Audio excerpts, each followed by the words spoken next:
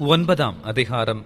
Solomon கர்த்தருடைய ஆலயத்தையும் ராஜ அரமனையையும் தான் செய்ய வேண்டும் என்று விரும்பின எல்லாவற்றையும் கட்டி முடித்த பின்பு கர்த்தர் கிபியோனிலே சாலமோனுக்கு தரிசனமானது போல 2ஆம் தரமும் அவனுக்கு தரிசனமானார்.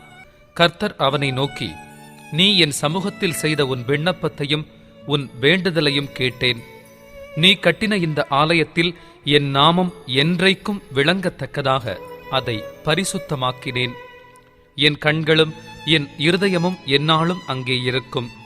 நான் உனக்கு கட்டளையிட்ட எல்லாவற்றையும் நீ செய்து என் கட்டளைகளையும் என் நியாயங்களையும் கைக்கொள்ளும் படிக்க என் சமூகத்தில் மன உத்தமமும் செம்மையுமாய் உன் தகப்பனாகிய தாவீது நடந்தது போல நடப்பாயானால் இஸ்ரவேலின் சிங்காசனத்தின் மேல் உட்காரும் புருஷன் உனக்கு இல்லாமற் போவதில்லை என்று உன் தகப்பனாகிய தாவீதோடே நான் சொன்னபடியே இஸ்ரவேலின் மேலுள்ள உன் ராஜ்யபாரத்தின் சிங்காசனத்தை என்றைக்கும் நிலைக்க பண்ணுவேன்.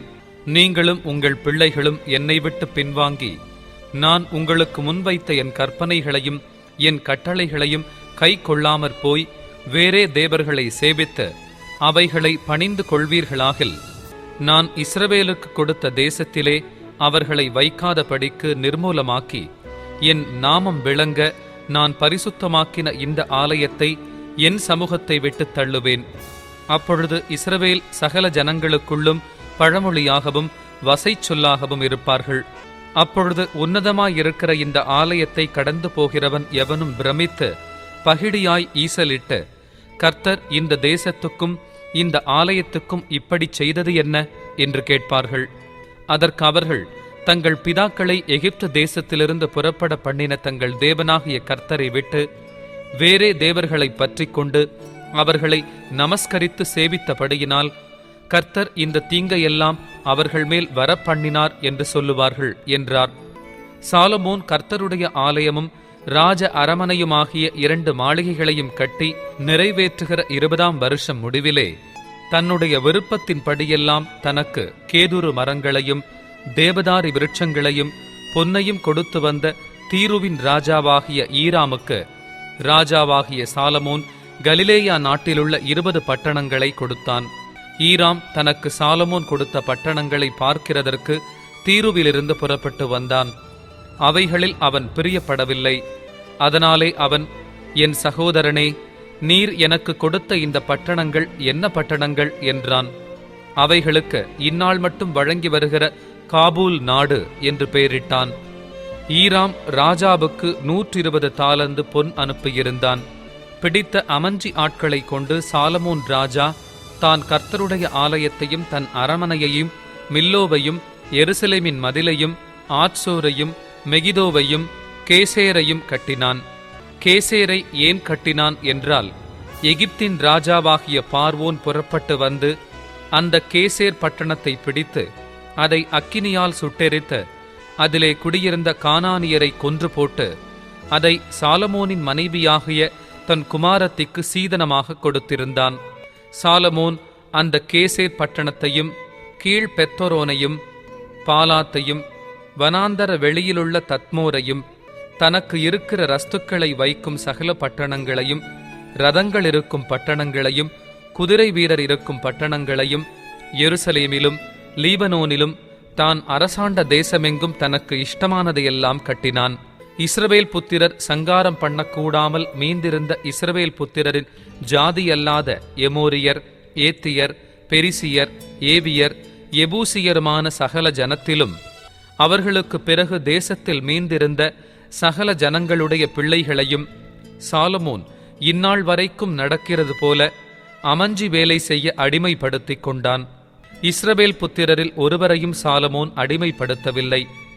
அவர்கள் யுத்த மனுஷரும் அவனுக்கு பணிவிடைக்காரரும் பிரபுக்களும் சேர்வைக்காரரும் ரத வீரரும் குதிரை வீரருமாயிருந்தார்கள். 550 பேர் சாலமோனின் வேலையை விசாரித்து வேலையாட்களை கண்காணிக்கிறதற்கு தலைமையான விசாரிப்புக்காரராயிருந்தார்கள். பார்வோனின் குமாரத்தி தாவீதின் நகரத்திலிருந்து சாலமோன் தனக்கு கட்டின தன் மாளிகையிலே குடிவந்தாள். அப்பொழுது மில்லோவை கட்டினான். சாலமோன் கர்த்தரின் ஆலயத்தை முடித்த பின்பு அவருக்கு கட்டின பலிபீடத்தின் மேல் வருஷத்தில் 3 முறை சர்வாங்க தகன பலிகளையும் சமாதான பலிகளையும் இட்டு கர்த்தரின் சந்நிதியில் இருக்கிற பலிபீடத்தின் மேல் தூபங்காட்டி வந்தான். ராஜாவாகிய சாலமோன் ஏதோம் தேசத்தில் சிவந்த சமுத்திர கரையிலே ஏலோத்துக்கு சமீபத்திலுள்ள எசியோன் கேபேரிலே கப்பல்களை செய்வித்தான். அந்த கப்பல்களில் ஈராம் சமுத்திர யாத்திரையில் பழகின கப்பலாட்களாகிய தன் வேலைக்காரரை சாலமோனுடைய வேலைக்காரரோடே கூட அனுப்பினான். அவர்கள் ஓப்பீருக்கு போய் அவ்விடத்திலிருந்து 420 தாலந்து பொன்னை ராஜாவாகிய சாலமோனிடத்தில் கொண்டு வந்தார்கள். 10ஆம் அதிகாரம். கர்த்தருடைய நாமத்தை குறித்து சாலமோனுக்கு உண்டாயிருந்த கீர்த்தி சேபாவின் ராஜஸ்திரீக்கு கேள்வியான போது அவள் விடுகதைகளினால் அவனை சோதிக்கிறதற்காக மிகுந்த பரிவாரத்தோடும் கந்தவர்க்கங்களையும் மிகுதியான பொன்னையும் இரத்தினங்களையும் சுமக்கிற ஒட்டகங்களோடும் எருசலேமுக்கு வந்தாள். அவள் சாலமோனிடத்தில் வந்தபோது தன் மனதில் இருந்த எல்லாவற்றையும் குறித்து அவனிடத்தில் சம்பாஷித்தாள். அப்பொழுது சாலமோன் அவள் கேட்டவைகளையெல்லாம் விடுவித்தான். அவளுக்கு விடுவிக்க கூடாதபடிக்கு ஒன்றாகிலும் ராஜாவுக்கு மறைபொருளாயிருக்கவில்லை. சேபாவின் ராஜஸ்திரீ சாலமோனுடைய சகல ஞானத்தையும் அவன் கட்டின அரமனையையும் அவன் பந்தியின் போஜன பதார்த்தங்களையும் அவன் ஊழியக்காரரின் வீடுகளையும் அவன் உத்தியோகஸ்தரின் வரிசையையும் அவர்கள் வஸ்திரங்களையும் அவனுடைய பான பாத்திரக்காரரையும் அவன் கர்த்தருடைய ஆலயத்திற்குள் பிரவேசிக்கும் நடைமண்டபத்தையும் கண்டபோது அவள் ஆச்சரியத்தால் பிரமை கொண்டு ராஜாவை நோக்கி, உம்முடைய வர்த்தமானங்களையும் உம்முடைய ஞானத்தையும் குறித்து நான் என் தேசத்தில் கேட்ட செய்தி மெய்யாயிற்று. நான் வந்து அதை என் கண்களால் காணும் மட்டும் அந்த வார்த்தைகளை நான் நம்பவில்லை. இவைகளில் பாதியாகிலும் எனக்கு அறிவிக்கப்படவில்லை என்று காண்கிறேன். நான் கேள்விப்பட்ட பிரஸ்தாபத்தை பார்க்கிலும் உம்முடைய ஞானமும் செல்வமும் அதிகமாயிருக்கிறது. உம்முடைய ஜனங்கள் பாக்கியவான்கள். எப்போதும் உமக்கு முன்பாக நின்று உம்முடைய ஞானத்தை கேட்கிற உம்முடைய ஊழியக்காரரும் பாக்கியவான்கள். உம்மை இஸ்ரவேலின் சிங்காசனத்தின் மேல் வைக்க உம்மேல் பிரியங்கொண்ட உம்முடைய தேவனாகிய கர்த்தர் ஸ்தோத்திரிக்கப்படுவாராக. கர்த்தர் இஸ்ரவேலை என்றைக்கும் சிநேகிக்கிறபடியினால் நியாயமும் நீதியும் செய்கிறதற்கு உம்மை ராஜாவாக ஏற்படுத்தினார் என்றாள். அவள் ராஜாவுக்கு 120 தாலந்து பொன்னையும் மிகுதியான கந்த வர்க்கங்களையும் இரத்தினங்களையும் கொடுத்தாள். சேபாவின் ராஜஸ்திரீ ராஜாவாகிய சாலமோனுக்கு கொடுத்த அவ்வளவு கந்த வர்க்கங்கள் பிற்பாடு ஒரு காலும் வரவில்லை. ஓப்பீரிலிருந்து பொன்னை கொண்டு வருகிற ஈராமின் கப்பல்களும் ஓப்பீரிலிருந்து மிகுந்த வாசனை மரங்களையும் இரத்தினங்களையும் கொண்டு வந்தது. அந்த வாசனை மரங்களால் ராஜா கர்த்தருடைய ஆலயத்திற்கும் ராஜ அரமனைக்கும் 3 கால்களையும் சங்கீதக்காரருக்கு சுரமண்டலங்களையும் தம்புருகளையும் உண்டாக்கினான். அப்படிப்பட்ட வாசனை மரங்கள் பிற்பாடு வந்ததும் இல்லை, இந்நாள் வரைக்கும் காணப்படவும் இல்லை. ராஜாவாகிய சாலமோன் தானே சந்தோஷமாய் சேபாவின் ராஜஸ்திரீக்கு வெகுமதிகள் கொடுத்ததும் அல்லாமல் அவள் விருப்பப்பட்டு கேட்டது எல்லாவற்றையும் அவளுக்கு கொடுத்தான். பின்பு அவள் தன் பரிவாரத்தோடே தன் தேசத்திற்கு திரும்பி போனாள். சாலமோனுக்கு வியாபாரிகளாலும் சுகந்த திரவிய வர்த்தகராலும் அரபி தேசத்து சகல ராஜாக்களாலும் மாகாணங்களின் அதிபதிகளாலும் வந்த பொன்னை அல்லாமல் ஒவ்வொரு வருஷத்தில் அவனுக்கு வந்த பொன் 666 தாலந்து நிறையாயிருந்தது. சாலமோன் ராஜா அடித்த பொன் தகட்டால் 200 பரிசைகளை செய்வித்தான். ஒவ்வொரு பரிசைக்கும் 600 சேக்கல் நிறை பொன் சென்றது. அடித்த பொன் தகட்டால் 300 கேடகங்களையும் செய்வித்தான். ஒவ்வொரு கேடகத்திற்கும் 3 ராத்தல் பொன் சென்றது. அவைகளை ராஜா லீபனோன் வனம் என்னும் மாளிகையிலே வைத்தான். ராஜா தந்தத்தினால் பெரிய ஒரு சிங்காசனத்தையும் செய்வித்து அதை பசும் பொன் தகட்டால் மூடினான். அந்த சிங்காசனத்திற்கு 6 படிகள் இருந்தது. சிங்காசனத்தின் தலைப்பு பின்னாக வளைவாயிருந்தது. உட்காரும் இடத்திற்கு இருபுறமும் கைச்சாய்மானங்கள் இருந்தது. 2 சிங்கங்கள் கைச்சாய்மானங்கள் அருகே நின்றது. 6 படிகளின் மேலும் 2 பக்கத்திலும் 12 சிங்கங்கள் நின்றது. எந்த ராஜ்யத்திலும் இப்படி பண்ணப்படவில்லை. ராஜாவாகிய சாலமோனுக்கு இருந்த பான பாத்திரங்கள் எல்லாம் பொன்னும் லீபனோன் வனம் என்கிற மாளிகையின் பனி மூட்டுகளெல்லாம் பசும் பொன்னுமாயிருந்தது. ஒன்றும் வெள்ளியினால் செய்யப்படவில்லை. சாலமோனின் நாட்களில் வெள்ளி ஒரு பொருளாய் எண்ணப்படவில்லை. ராஜாவுக்கு சமுத்திரத்திலே ஈராமின் கப்பல்களோடே கூட தர்ஷீசின் கப்பல்களும் இருந்தது.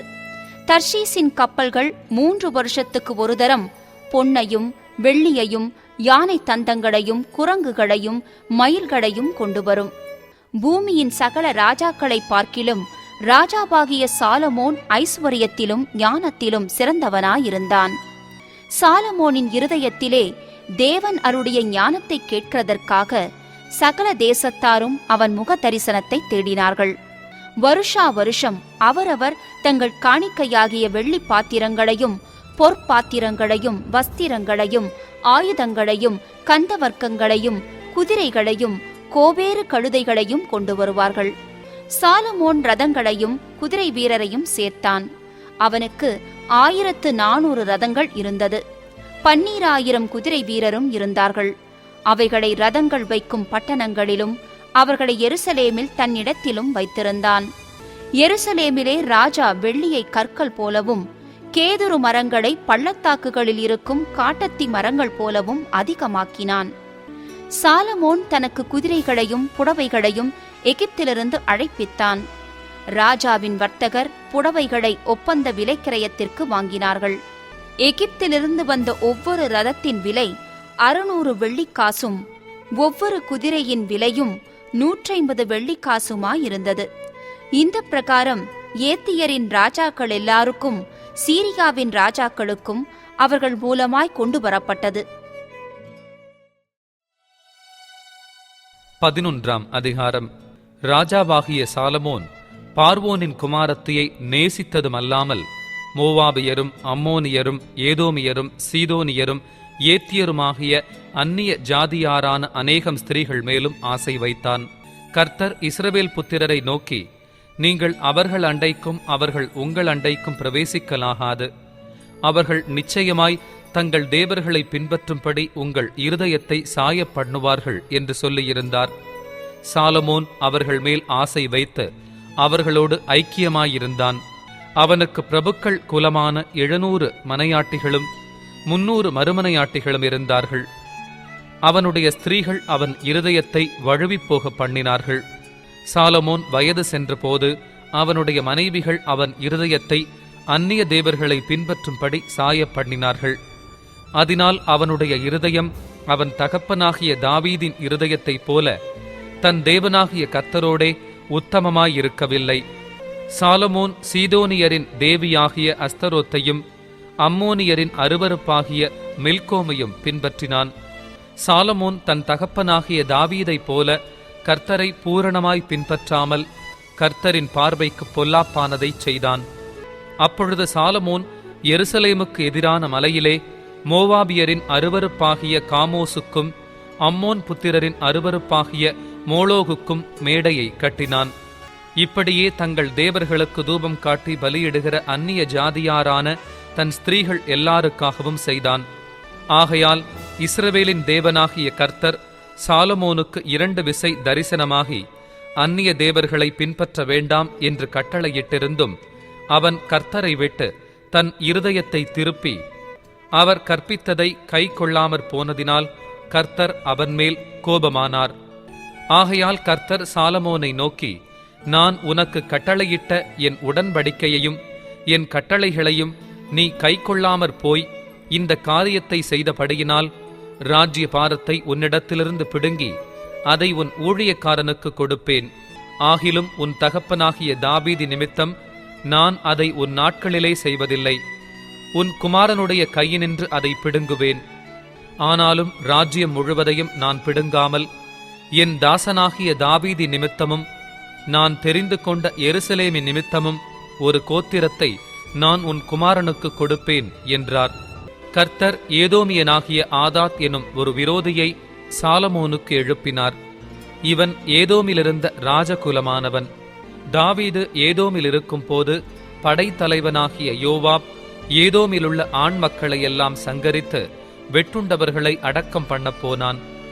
அவர்களையெல்லாம் சங்கரிக்கும் அளவும் தானும் இஸ்ரவேல் அனைத்தும் அங்கே 6 மாதம் இருக்கும் போது ஆதாதும் அவனோடே கூட அவன் தகப்பனுடைய ஊழியக்காரரில் சில ஏதோமியரும் எகிப்திற்கு போக ஓடிப்போனார்கள். ஆதாத் அப்பொழுது ஒரு சிறு பிள்ளையாயிருந்தான். அவர்கள் மீதியானிலிருந்து எழுந்து பாரானுக்குச் சென்று பாரானிலே சில மனுஷரை கூட்டிக் கொண்டு எகிப்திற்கு பார்வோன் எனும் எகிப்தின் ராஜாவினிடத்திற்கு போனார்கள். அவன் இவனுக்கு ஒரு வீடு கொடுத்து இவனுக்கு ஆகாரத்தை திட்டம் பண்ணி நிலத்தையும் கொடுத்தான்.